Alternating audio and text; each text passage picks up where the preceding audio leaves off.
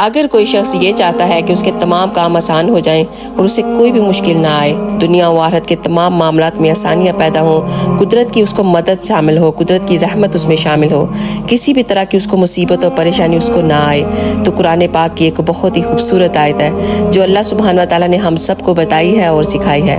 اس دعا کو پڑھنے کا طریقہ کچھ اس طرح سے ہے۔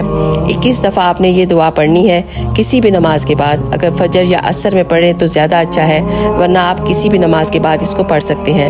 پہلے 7 دفعہ درود شریف آپ نے پڑھنا ہے اور پھر دعا پڑھنے کے بعد پھر آپ نے 7 دفعہ درود شریف پڑھ کر اس دعا کو آپ نے ختم کرنا ہے۔ تو دعا کچھ اس طرح سے ہے: ربنا آتنا فی الدنیا حسنۃ وفی الآخرۃ حسنۃ وقنا عذاب النار۔ اپنے ہاتھوں پر دم کر لیں اور اپنے چہرے اور جسم پر پھیر لیں، پھر دیکھیں کہ اللہ سبحانہ و تعالیٰ آپ کے کیسے کام آسان فرماتے ہیں۔ انشاءاللہ اگر ہو سکے تو اس دعا کو دوسروں کے ساتھ ضرور شیئر کیجیے گا تاکہ آپ کی وجہ سے دوسروں کا بھی